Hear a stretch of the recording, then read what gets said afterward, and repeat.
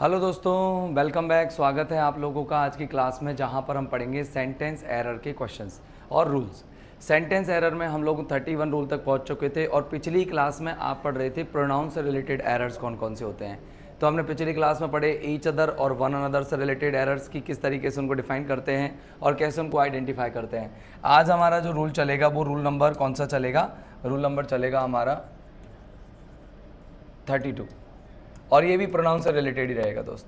कौन से रहेगा? प्रोनाउन से रिलेटेड रहेगा। जैसे मैंने एक क्वेश्चन लिखा, आप लोगों को क्वेश्चन समझना, आप पहले क्वेश्चन समझना फिर उसका आंसर देने की कोशिश करना। जैसे एक क्वेश्चन लिखा मैंने कि yours parents are not as rich as I think. तुम्हारे पेरेंट्स उतने रिच नहीं है जितना कि मैं सोचता हूँ। ठीक है ना। अगले देखो, जैसे दूसरे एग्जाम्पल में माइन एटीट्यूड, मेरा जो एटीट्यूड है ना, इज़ नॉट फेवरेबल, वो अनुकूल नहीं है। Is not favourable to this company, इस कंपनी के लिए फेवरेबल नहीं है। ये दोनों क्लॉसेस हैं और ये दोनों सेंटेंसेस में आप एरर ढूंढो, एरर कौन कौन से हैं। तो आप कहेंगे सर एरर तो हमें पता ही नहीं लग रहा, एरर कौन से हैं। तो मैं आपको बता देता हूँ। देखो, योर्स पेरेंट्स नहीं होता दोस्त, ये होता है योर पेरेंट्स। क्या होता है? Your parents. इसको योर्स पेरेंट नहीं कह सकते, इसको योर पेरेंट्स बोलेंगे। ऐसे एटीट्यूड से पहले माइन लगा हुआ है तो अपन को बोलना पड़ेगा माई एटीट्यूड। मैं आपको बताता हूँ कैसे, क्योंकि आपके प्रोनाउंस में जो पोजीशन होते हैं ना, पोजीशन दो तरह से दिखाए जाते हैं। पोजीशन को दिखाने के लिए दो पोजीशन होता है, अधिकार या संबंध। किसी के साथ अपन अधिकार दिखाते हैं या फिर किसी के साथ अपन संबंध दिखाते हैं। क्या दिखाते हैं मेरे भाई? अधिकार या संबंध। अपन किसी के साथ अधिकार दिखाते हैं या संबंध दिखाते हैं, तो दो तरीके से दिखाते हैं। एक तो एडजेक्टिव फॉर्म में दिखाते हैं और एक प्रोनाउन फॉर्म में दिखाते हैं। एडजेक्टिव फॉर्म में और प्रोनाउन फॉर्म में। ठीक है मेरे भाई। कौन कौन से फॉर्म में दिखाते हैं? एडजेक्टिव फॉर्म में और प्रोनाउन फॉर्म में। चलो लेट्स सी, देखते हैं। एडजेक्टिव फॉर्म में क्या होता है कि एडजेक्टिव के बाद तो हमेशा नाउन चलता है, और प्रोनाउन फॉर्म में क्या होते हैं? ये अकेले आते हैं। अकेले आते हैं कैसे? चाहे सब्जेक्ट बना लो इन्हें, चाहे ऑब्जेक्ट बना लो, अकेले आ जाएंगे। समझाऊंगा मैं एग्जांपल के माध्यम से, लेकिन होते कौन कौन है वो समझो आप। तो देखो, प्रोनाउन फॉर्म की अगर हम बात करें और एडजेक्टिव फॉर्म की बात करें तो ये कौन कौन से होते हैं? ये माई होता है तो ये माइन होता है। ठीक है ना। ये आर होता है तो ये आवर्स होता है। ये योर होता है तो ये योर्स होता है। आपका ये हिज होता है, ये भी हिज होता है। ये हर होता है तो ये आपका हर्ष होता है। ठीक है ना। ये आपका देयर होता है तो यहाँ देयर में एस लग जाता है, देयर्स। तो टोटल 7 हो गए होंगे, गिन लो। 1 2 3 4 5 6, एक बच गया। ठीक है ना। माई हो गया, अवर हो गया, यूअर हो गया, देयर हो गया, इट्स रह गया। तो ये इट्स यहाँ भी ऐसे ही होता है, इट्स यहाँ भी ऐसे होता है। सर अब ये तो आते हैं अकेले और ये आते हैं नाउन से पहले। जैसे मैं कहीं लिख रहा हूँ, जैसे मैंने कहा कि दिस बुक इज़ माई, ये लिखा हुआ है दिस बुक इज़ माई। ये सिंपल सा सेंटेंस लिया है मैंने, दिस बुक इज़ माई। ये गलत है सेंटेंस। अब माई अकेला नहीं लिख सकते, माई के साथ तो नाउन आता है, लेकिन नाउन कहाँ से लाएं? तो इसी स्थिति में आपको माई की जगह क्या कर देना है? माइन कर देना है। दिस बुक इज़ माइन, ऐसे कर देना है। ये वाले लिस्ट यूज कर देनी है आपको। ठीक है। अगर जैसे मान लो, एक और एग्जाम्पल दे देता हूँ मैंने कहा कि इसमें से ले लेते हैं अपन, हर्ष ले लेते हैं। तो देखो, हर्ष फादर, उसके जो पिता हैं, हर्ष फादर इज एन इंजीनियर। अब बताओ हर कहाँ यूज़ हो रहा है?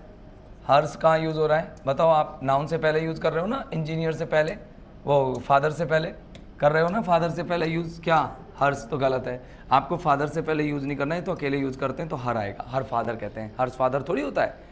ऐसे my book, my car, yours car नहीं होता, माइन कार नहीं होता। तो आपका ये तो हो गए पजेसिव एडजेक्टिव जो कि नाउन से पहले आते हैं, और ये हो गए प्रोनाउन जो अकेले आते हैं। ठीक है ना। तो आपको याद रखना है कि ये हमेशा नाउन से पहले आएंगे, नाउन से पहले, ये हमेशा नाउन से पहले आएंगे। और ये आएंगे मेरे भाई कैसे? हमेशा अकेले आएंगे। कैसे आएंगे? ये अकेले, ये सब्जेक्ट और ऑब्जेक्ट बन के अकेले आ जाते हैं, अकेले आएंगे। ठीक है ना। बात समझ में आ गई आप लोगों को? ये नियम कंप्लीट हुआ। चलो ठीक है।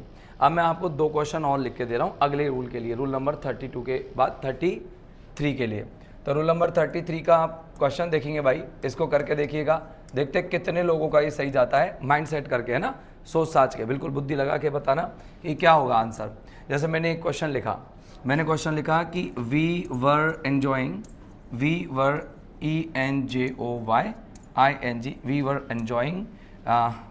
वी वर एन्जॉइंग हैप्पीली, हम बहुत आनंद से इंजॉय कर रहे थे, हैप्पीली खुशी खुशी इंजॉय कर रहे थे, एट द पार्टी, PARTY। मैंने ये सेंटेंस लिखा कि we were enjoying happily at the party, ये आ गया। एक और क्वेश्चन आया कि शी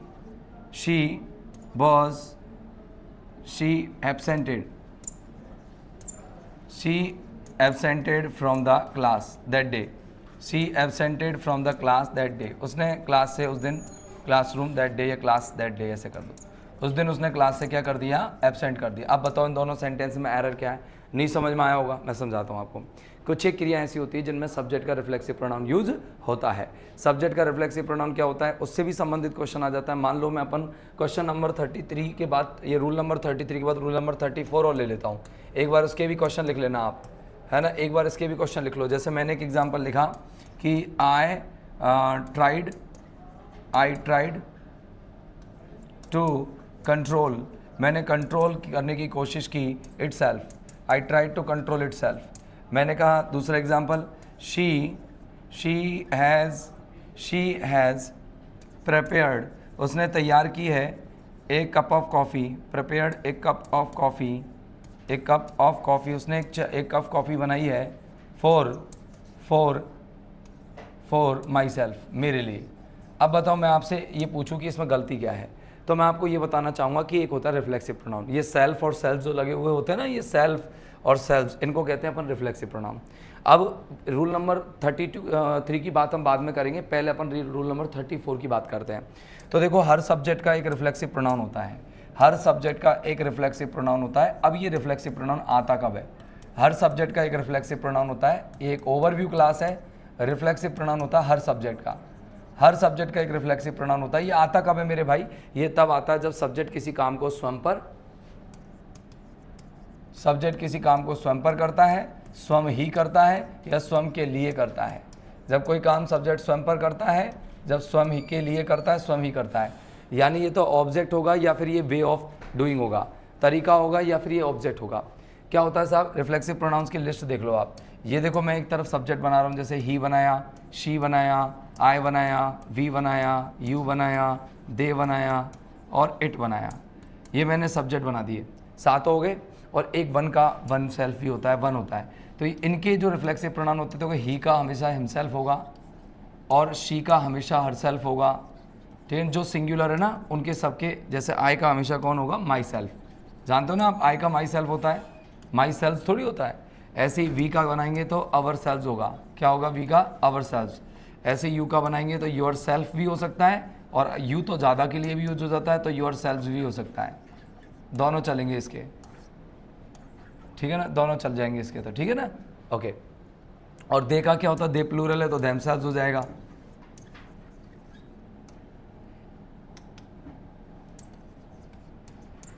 और इट का इट सेल्फ होगा और वन का वन सेल्फ होगा।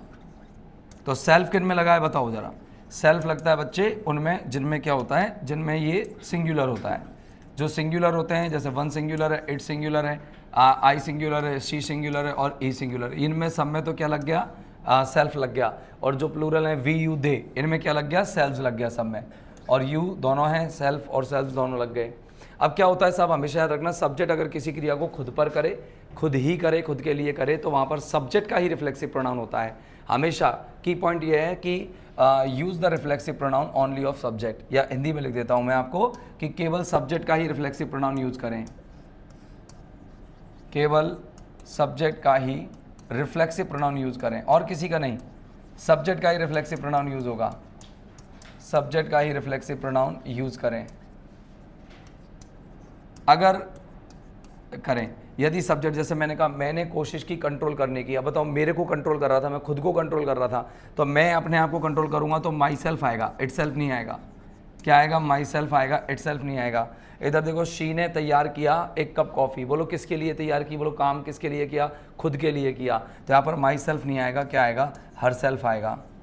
क्या आएगा, हर सेल्फ। मान लो मैं एक एग्जाम्पल और लिख देता हूँ, और इस एग्जाम्पल में मैं इस तरीके का एग्जाम्पल बनाता हूँ, जैसे वन शुड, हर व्यक्ति को, शुड टेक केयर, हर व्यक्ति को ख्याल रखना चाहिए, टेक केयर ऑफ। अब बताओ मैं क्या लिखूं, हिमसेल्फ या वन सेल्फ या हर सेल्फ, क्या लिखूं? वन को ध्यान रखना चाहिए तो वन सेल्फ आएगा, क्या आएगा यहाँ? Oneself. तो यहाँ one should take care of oneself, ठीक है ना, one should take care of oneself. अब आपको कुछ क्रियाएं याद रखनी है, यहाँ पर वन सेल्फ आ गया, हिमसेल्फ नहीं लगा सकते, हर सेल्फ नहीं लगा सकते। अब आपको कुछ चीज़ें ध्यान रखनी है, क्या सर? कि कुछ एक क्रियाएं ऐसी हैं जिनमें रिफ्लेक्सिव प्रोनाउन का यूज़ होना अति आवश्यक होता है। सर कौन कौन सी होती हैं? जैसे देयर आर सम वर्ब्स, या कुछ क्रियाएं हैं, कुछ क्रियाएं हैं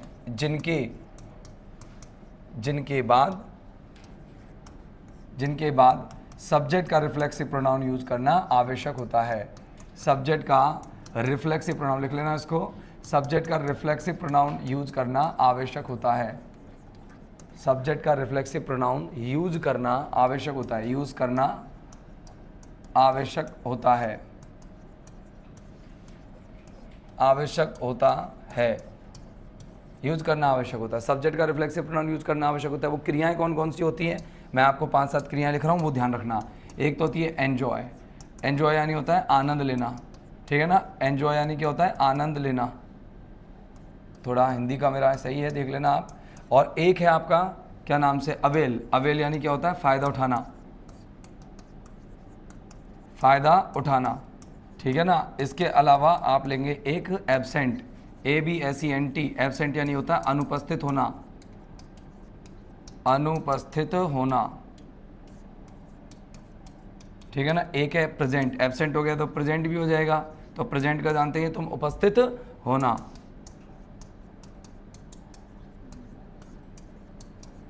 उपस्थित होना, ये प्रेजेंट हो गया। एक आपका आएगा अप्लाई, APPLY, अप्लाई, अप्लाई यानी होता है आवेदन करना, अप्लाई यानी क्या होता है? आवेदन करना, ठीक है ना। इसके अलावा एक है रिजाइन, RESIGN, रिजाइन, रिजाइन जो होता है इसका मतलब इस्तीफा देना, इस्तीफा देना, इस्तीफा देना, इस्तीफा देना हो गया। और एक होता है आपका रिकॉन्साइल, RECONCILE, रिकॉन्साइल होता है समझौता करना। क्या होता है दोस्तों? समझौता करना, ठीक है। और एक होता है प्रोस्ट्रेट, नतमस्तक होना। इन क्रियाओं को आप नोट कर लो, और ज़्यादातर इन पे प्रोस्ट्रेट, नतमस्तक होना।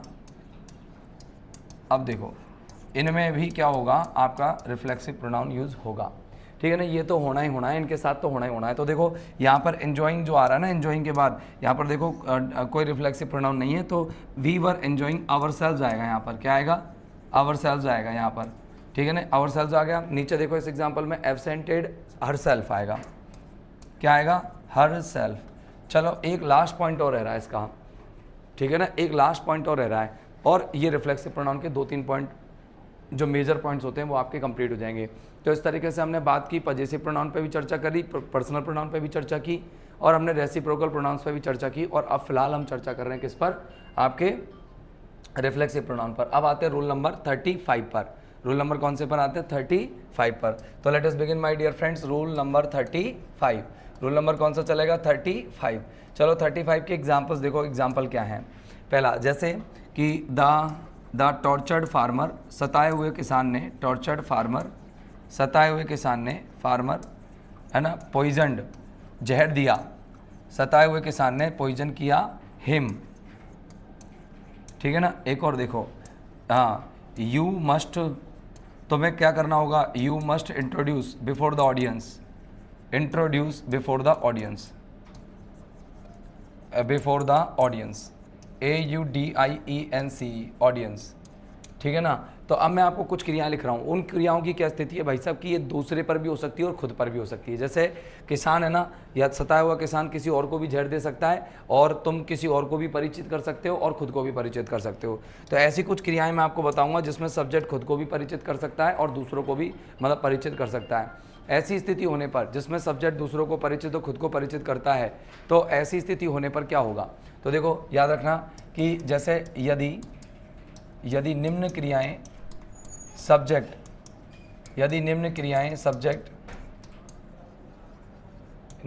क्रियाएं सब्जेक्ट स्वयं पर करे, किसी दूसरे पर नहीं,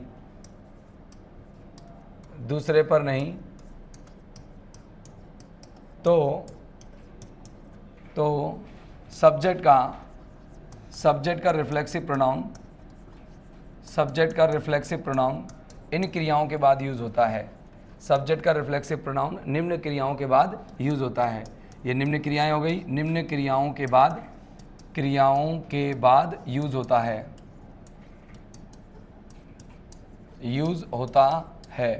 निम्न क्रियाओं के बाद यूज़ होता है। अब देखो भाई साहब, कौन कौन सी क्रियाएं हैं वो क्रियाएं देख लो आप। एक तो है किल, मार देना, या तो किसी दूसरे को मारेंगे या फिर खुद मर जाएंगे।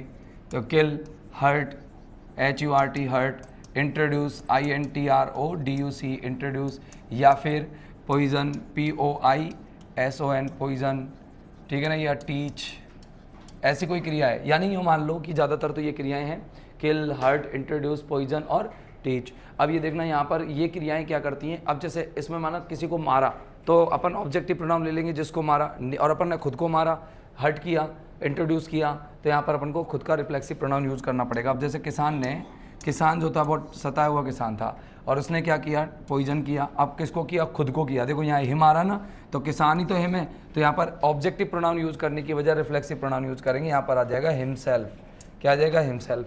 यहाँ पर आएगा, देखो तुम्हें क्या करना चाहिए, परिचित कराना चाहिए बिफोर द ऑडियंस के सामने। तो बताओ किसको परिचित कराएगा वो, योरसेल्फ। अकेला आदमी है तो आपको किसको प्रोनाउन यहाँ पर परिचित कराना है, योरसेल्फ को परिचित कराना है, ठीक है ना, योरसेल्फ को परिचित कराना है। तो ये आपको याद रखना है। और एक पॉइंट और मैं आप लोगों को इसका बता रहा हूँ, वो ध्यान से सुनना, ठीक है ना। एक पॉइंट और मैं आपको उसका बता रहा हूँ, देखो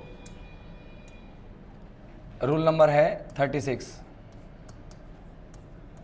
रूल नंबर 36 समझ लो आप अच्छे से कि रूल नंबर 36 क्या कहता है। रूल नंबर 36 यूँ कहता है मेरे भाई कि जैसे मैंने एक एग्जांपल लिखा, मैंने कहा कि द मैन ड्रेस्ड, या वुमन लिख दो, वो महिला जो थी उसने क्या किया, ड्रेस्ड यानी कपड़े पहनाए, हरसेल्फ अपने आप को, dressed herself to go to party, क्या करने के लिए, to go to the party में जाने के लिए उसने अपने आप को ड्रेस किया, ठीक है ना, कपड़े पहने से आप ड्रेस कर लिया। अब देखो दूसरे एग्जाम्पल में, देखो एक एग्जाम्पल में कि I don't like to shave, I don't like मुझे पसंद नहीं है, टू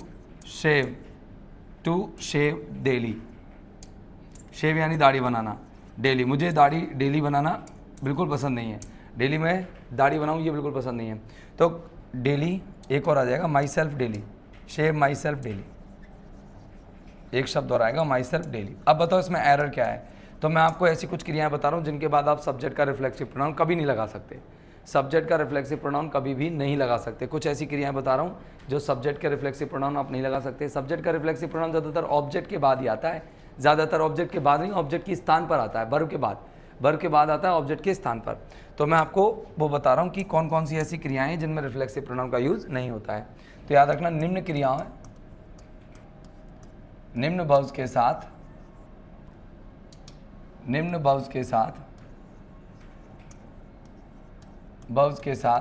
सब्जेक्ट का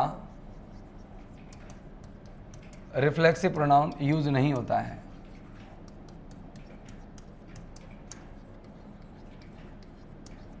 प्रोनाउन यूज नहीं होता है, सब्जेक्ट का रिफ्लेक्सिव प्रोनाउन यूज नहीं होता है। समझ गए मेरी बात। अब कौन कौन सी वर्ब है वो सुनो।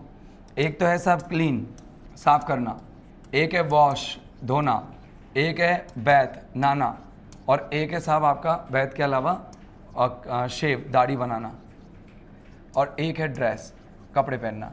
इनके बाद आप कभी भी रिफ्लेक्सिव प्रोनाउन नहीं लगा सकते। क्यों नहीं लगा सकते? क्योंकि ये काम इंसान स्वतः ही करता है, खुद ही करता है, इसलिए इनके साथ आप लोगों को नहीं लगाना है, ठीक है ना। आई क्लीन्ड माई सेल्फ, गलत, आई क्लीन्ड बस। आई वॉश्ड माई सेल्फ, गलत। जैसे आई बैथ माई सेल्फ, गलत, बैथ में ई और लगा दो जो बर बन जाएगी, ठीक है ना। ये हो गया। अब देखना यहाँ पर ये रूल आपके 36 कंप्लीट हो चुके हैं, ठीक है, और इसमें आपका जो बेसिक प्रोनाउंस हैं वो कंप्लीट हो चुके हैं। अब आते हैं आप साहब एडवांस प्रोनाउंस पर। अब एडवांस प्रोनाउन का क्या है साहब, अब वो समझो आप। वैसे तो बेसिक ही है, कोई ज़्यादा टफ तो है नहीं, इम्पॉर्टेंट है लेकिन चीज़ें वो मैं आपको बता देता हूँ। देखो स्टार्ट करें तो ठीक है साहब। देखो ये आपका रूल नंबर कौन सा चलेगा, पीछे था 36, अब चलेगा रूल नंबर 37, ये रूल नंबर 37। अब रूल नंबर 37 की क्वेश्चन देखो। जैसे मैंने एक क्वेश्चन लिखा, दीज टाइप ऑफ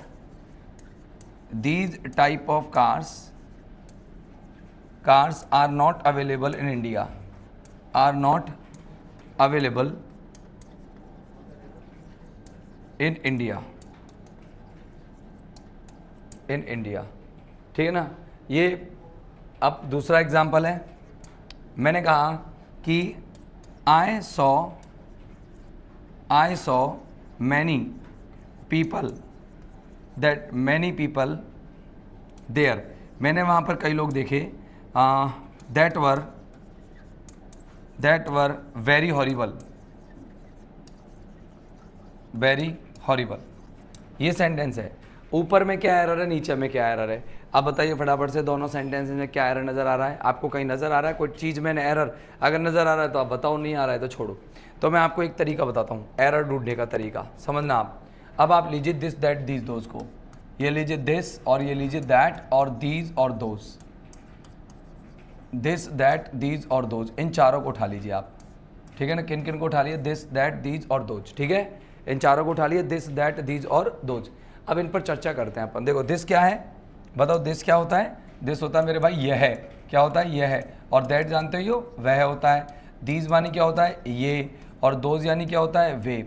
अब मेरी बात सुनना आप, ये दोनों तो सिंगुलर होते हैं, क्या होते हैं दोनों? इधर लिख देता हूँ मैं, ये दोनों तो सिंगुलर होते हैं यानी एक वचन, ये दोनों तो सिंगुलर होते हैं यानी एक वचन, और ये दोनों प्लूरल होते हैं यानी बहुवचन, ठीक है ना। अब ये क्या करते हैं, इनके बारे में और अच्छे से समझ लो आप एक एक चीज़, और मतलब बहुत प्यारी प्यारी सी चीज़ है जो मैं आपको समझा रहा हूँ। वो क्या क्या है देखना इसमें से, कि यह जो है ना दिस, ये पास में जो कोई नाउन है उसको दिखाता है, ये दूर वाली नाउन को दिखाता है, ये पास वाली को दिखाता है, तो ये दूर वाली को दिखाता है, ठीक है ना। अब इनका काम क्या है, ये दोनों तरह से आते हैं, नाउन से पहले भी आते हैं तब एडजेक्टिव हो जाते हैं, ये डिटरमिनर हो जाते हैं।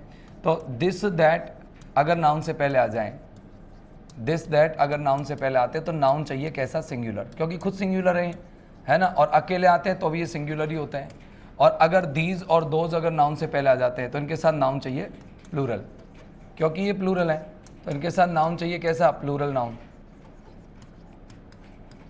अब ऐसी स्थिति में इन्हें क्या कहते हैं? ऐसी स्थिति में अपन डिटरमिनर कहते हैं, इनको क्या कहते हैं? डिटरमिनर कहते हैं, या फिर इनको एडजेक्टिव भी बोल देते हैं,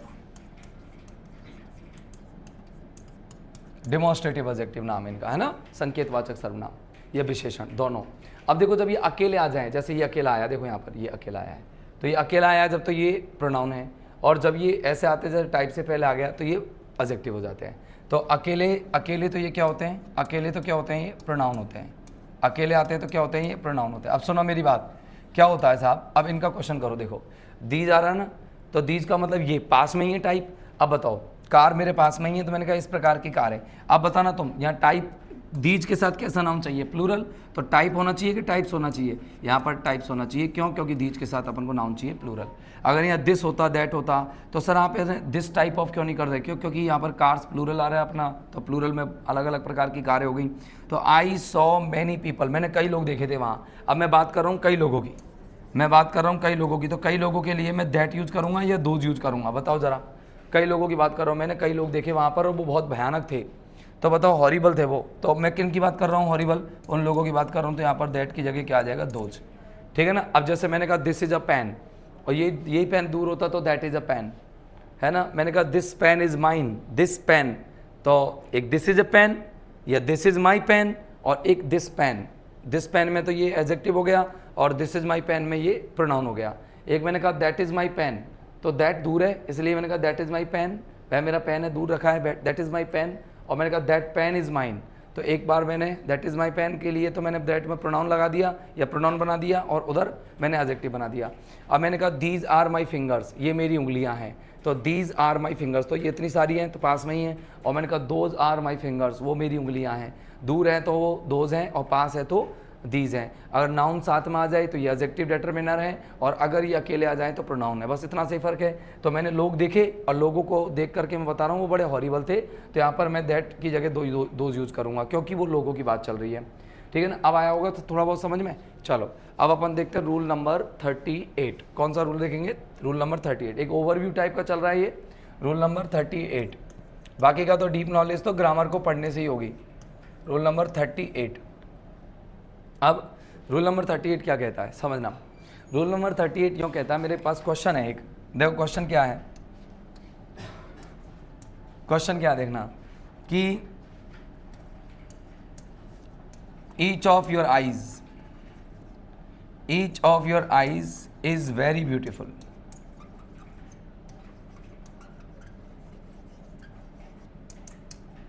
each of your eyes is very beautiful. दूसरा इसमें बताना आई don't like each of your parents.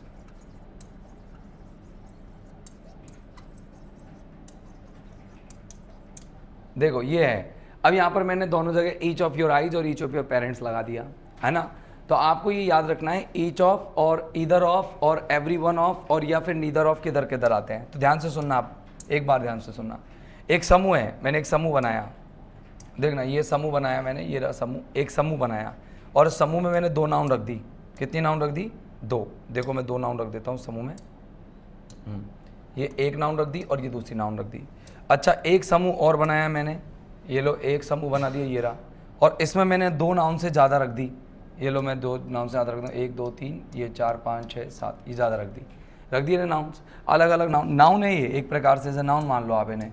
तो अब जब अगर मैं 2 में से किसी एक की बात करूँगा, अगर 2 में से किसी एक की बात करूँगा तो आइदर आएगा, और 2 में से किसी एक की बात नहीं करूँगा तो नाइदर आएगा, और अगर मैं दोनों की बात करूँगा तो बोथ आएगा।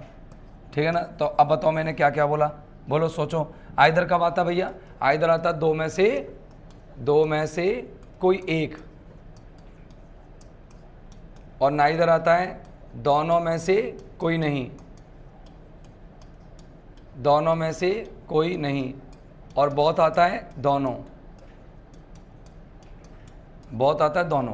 ठीक है ना। ये क्या कहता है? ये इसके लिए आएगा ईच, एवरी वन, और या फिर आएगा ऑल, या फिर नो, या नन। नन यानी होता है कोई नहीं, इनमें से कोई नहीं, और ऑल मानी होता है सभी, और एवरीवन और ईच का मतलब होता है प्रत्येक। अब मेरी बात सुनो, आप क्या बताओ, आपकी आंखें कितनी होती हैं? 2। तो 2 में से एक आंख की बात कर रहा हूँ, तो हमारी 2 में से एक आंख बड़ी सुंदर है, तो अब मैं क्या कह सकता हूँ? ईच कह सकता हूँ कि 2 में से एक आंख के लिए? नहीं, क्योंकि आंख तो केवल कितनी होती है? 2, और 2 के लिए तो आप इनमें से कुछ लगाओगे, उसमें से तो कुछ लगाओगे ही नहीं। तो यहाँ पर आपको आंख क्या लगानी पड़ेगी? आइदर। सर दोनों लगा दे तो बहुत लगा दे तो क्रिया क्या आनी चाहिए थी? यहाँ आर। बहुत लगा दो, यहाँ पर वर्ब क्या आनी चाहिए थी? आर।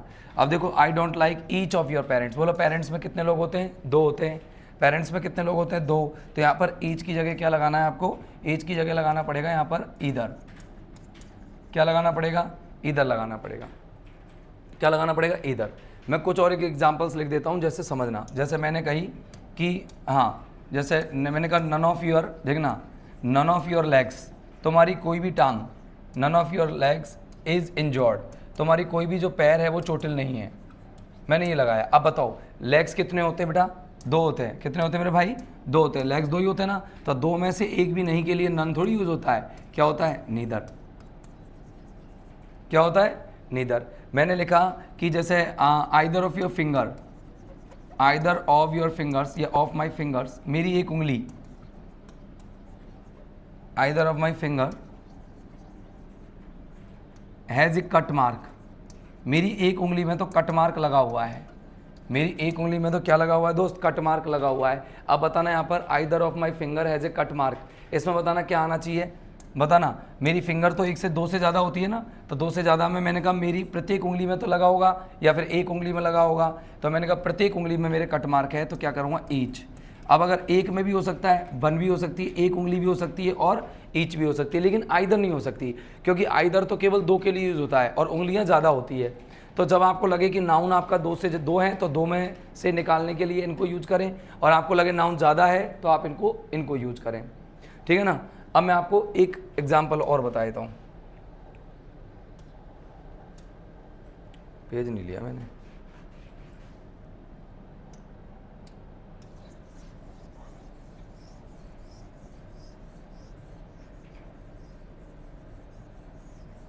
देखो एक एग्जाम्पल और मैं बता देता हूँ,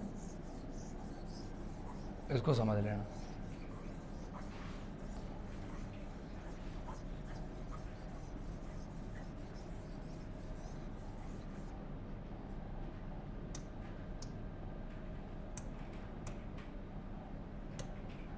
हाँ देखो इधर कि मैंने एक एग्जांपल लिखा, आई हैव चेक्ड, मैंने चेक कर लिए हैं, आई हैव चेक्ड, मैंने चेक कर लिए हैं, ठीक है ना।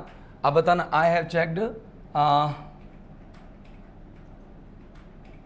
Both your bags, both your bags, मैंने तुम्हारे दोनों बैग चेक कर लिए। बताओ बैग कितने हो सकते हैं, एक आदमी के पास बैग कितने हो सकते हैं? 3, 4, 5 या 2? ज़्यादातर 2 ही होते हैं। कैसे दोनों हाथों में 2 ही बैग हो सकते हैं ज़्यादा से ज़्यादा? तो बोथ ऑफ योर बैग्स सही है बिल्कुल, है ना। और बोथ ऑफ योर बैग्स भी कह सकता हूँ मैं, से बोथ योर बैग्स भी कह सकता हूँ, दोनों सही हैं। इसको डिटरमिनर के रूप में भी यूज कर सकता हूँ, प्रोनाउन के रूप में भी यूज कर सकता हूँ। मैंने कहा देखो, शी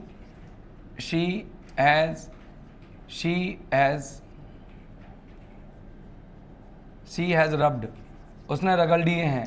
शी हैज़ रब्ड या शी इज़ रबिंग ऐसे कह दो, शी इज़ रबिंग, वो रगड़ रही है, शी इज़ रबिंग, वो रगड़ रही है, ठीक है ना। ऑल हर पाम्स, अपनी हथेलियों, सारी हथेलियों को। अब बताओ हथेली कितनी होती हैं, फटाफट बताओ, दिमाग में लगाओ, हथेली कितनी होती हैं? कि उसने, शी इज़ रबिंग, रबिंग आएगा यहाँ, शी इज़ रबिंग, वो रगड़ रही है। और क्या रगड़ रही है? She is rubbing all her palms, अपनी सारी हथेलियों को वो रगड़ रही है। कितनी हथेलियाँ होती हैं? 2। तो 2 के लिए ऑल का यूज़ नहीं हो सकता, क्या यूज़ होगा? बहुत। क्या यूज़ होगा मेरे भाई? बहुत यूज़ होगा। ऑल यूज़ नहीं कर सकते अपन, बहुत यूज़ करना पड़ेगा जब 2 हथेलियाँ रगड़वाएंगी। एक और देखो, जैसे मैंने एक एग्जाम्पल और लिखा, मैंने लिखा कि द मैन टॉक्ड टू, उस आदमी ने बात की, to both of his students, both of his students, किससे बात की? अपने दोनों विद्यार्थियों। बताओ विद्यार्थी 2 होते हैं कि 2 से ज़्यादा होते हैं? 2 से ज़्यादा ही होते हैं। 2 हो सकते हैं वो अलग बात है, लेकिन 2 से ज़्यादा ही विद्यार्थी होते हैं, तो अपन क्या कर सकते हैं? ऑल ऑफ हिज स्टूडेंट्स, अपने सारे विद्यार्थियों से बात की। तो ऐसे दिमाग लगाना पड़ेगा कि अगर 2 हैं तो आइदर नाइदर और बोथ का पेयर बनाएं, और 2 से ज़्यादा है या आइदर नाइदर बोथ का यूज़ करें, और अगर 2 से ज़्यादा है तो each, every one, all, none और वन का यूज करें, ठीक है ना। ओके, जैसे मैंने बस मेरे के हिसाब से काफ़ी हैं एग्जांपल्स इन चीज़ों, इस छोटे से रूल को समझने के लिए। अब बाकी के एग्जांपल्स 45 तक, यानी कि अपन 39 से लेकर 45 तक एक सीरीज के अंदर करेंगे सारे के सारे। आज के लिए इतना ही। आज इनको थोड़ा सा एनालिसिस करना, अच्छे से समझना। उम्मीद करता हूँ कि आपको ये समझ में आएंगे। Thank you very much, bye bye.